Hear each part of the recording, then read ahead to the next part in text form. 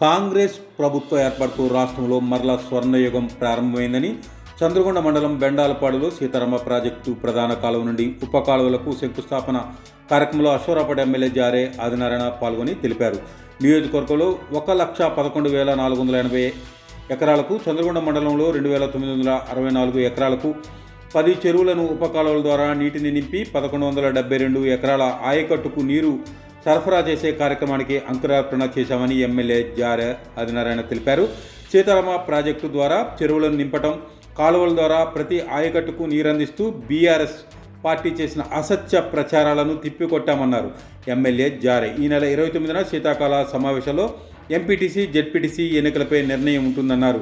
ఈ కార్యక్రమంలో SC Srinivasa Reddy, EE B Krishna, DE Rambabu, AE Ramesh, దయాకర్లతో పాటు కాంగ్రెస్ నాయకులు అంకిరెడ్డి కృష్ణారెడ్డి, బోజ్జానాయక్, బొర్రా సురేష్, ఫజల్బక్ష్, గుగులోతు రాములు, బోగినబోయిన కోటేశ్వరరావు, శంకాశంకర్, బొంగాసీను, కిరణ్ రెడ్డి, ఇమ్రాన్, వివిధ పంచాయతీల సర్పంచులతో పాటు రైతులు పాల్గొన్నారు. బెండలపాడు గ్రామంలో ఆనుకున్నటువంటి సీతారామ కాలువ ప్రాజెక్టు రైతులకి డిస్ట్రిబ్యూట్ కెనాల్స్ ద్వారా నీరించి అందించే కార్యక్రమంలో భాగంగా ఈరోజు శంకుస్థాపన చేయడం జరిగింది. దానిలో భాగంగా ఈరోజు శంకుస్థాపన చేసినటువంటి భూ ఆయకట్టుకి సంబంధించినటువంటి గ్రామాలు ఒకటి చెండుగుండ, అదేవిధంగా గుర్రాయిగూడెం, మద్దుకూరు, రావికంపాడు, ఈ 4 గ్రామ పంచాయతీలకు సంబంధించినటువంటి ఆయకట్టు వచ్చేసి చెండుగుండ ఆయకట్టు వచ్చి దానికి మనం 887 ఎకరాలు, అదేవిధంగా గుర్రాయిగూడెంకి సంబంధించింది 943 ఎకరాలు, మద్దుకూరు గ్రామానికి సంబంధించింది 464 ఎకరాలు, రావికంపాడు గ్రామానికి సంబంధించింది 670 ఎకరాలు, మొత్తం 2,964 ఎకరాల ఆయకట్టుకి ఈరోజు మనం డిస్ట్రిబ్యూట్ కెనాల్స్ ద్వారా మన నీళ్ళు అందించబోతా ఉన్నాం. దానిలో భాగంగా ఈరోజు అదే కాకుండా ఏదైతే డిస్ట్రిబ్యూట్ కెనాల్స్ ద్వారా వెళ్ళేటటువంటి నీటిని మనం మరి 10 కుంటలకి 10 చెరువులకి నీరు నిల్వ చేసే కార్యక్రమం చేస్తూ ఉన్నాం.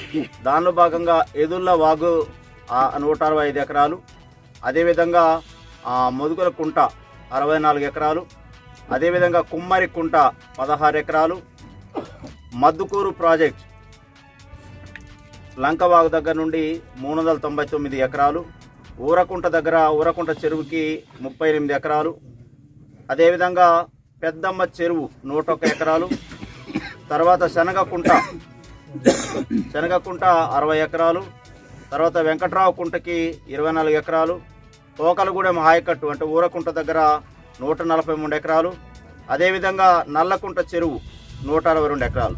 మొత్తం వచ్చేసి చెరువుల ద్వారా నీళ్లను నింపి 1,172 ఎకరాల ఆయకట్టుకి నీరందించబోతా ఉన్నాం.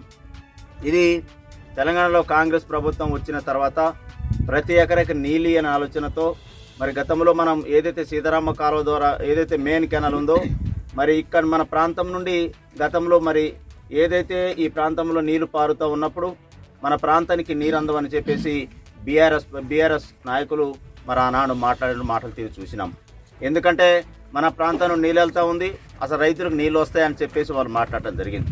ఈరోజు ముఖ్యమంత్రి గారు రేవంత్ రెడ్డి గారు మరి ఏదైతే సీతారామ కాలువ నుండి వెళ్ళేటువంటి నీటిని ఏదైతే రైతులకు ఇచ్చేటటువంటి ఆమోదయోగ్యంగా ఈరోజు మరి నా నియోజకవర్గంలో సుమారు ఇప్పటికీ 1,11,480 ఎకరాల ఆయకట్టుకి నీరిచ్చే కార్యక్రమం చేస్తూ ఉన్నాం.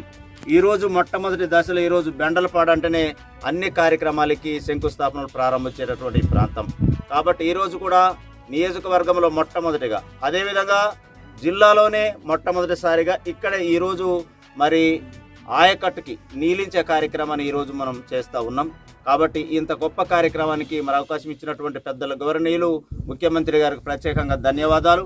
అదేవిధంగా ఇరిగేషన్ మంత్రి గారు సోమరెడ్డి గారికి, అలానే పెద్దల గవర్నర్లు తుమ్మల నాగేశ్వరరావు గారికి, అదేవిధంగా రెవెన్యూ శాఖ మంత్రి వర్యులు పొంగిరెడ్డి శ్రీనివాసరెడ్డి గారికి, అదేవిధంగా డిప్యూటీ సీఎం బట్టి విక్రమార్క గారు కూడా ప్రత్యేకంగా ఈ నా నియోజకవర్గ ప్రజల రైతుల తరఫున వారు ప్రత్యేకంగా నేను ధన్యవాదాలు తెలియజేస్తా ఉన్నాను.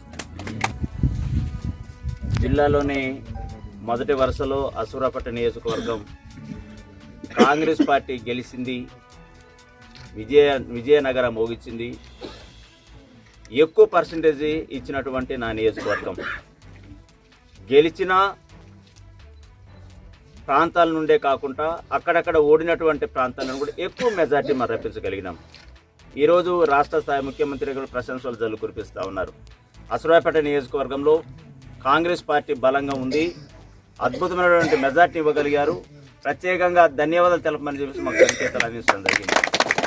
దీనిలో భాగంగా ఏదైతే గ్రామ స్థాయి నుండి పనిచేసినటువంటి కార్యకర్తలకి, కాంగ్రెస్ పార్టీ కార్యకర్తలకి ప్రత్యేకంగా నేను ధన్యవాదాలు తెలియజేస్తూ, అదేవిధంగా ఈరోజు ఎంపీటీసీ జడ్పీటీసీ ఎన్నికల్లో మరి అది 42% రిజర్వేషన్ కావాలని ఆనాడు అసెంబ్లీ సాక్షిగా తీర్మానం చేయడం జరిగింది.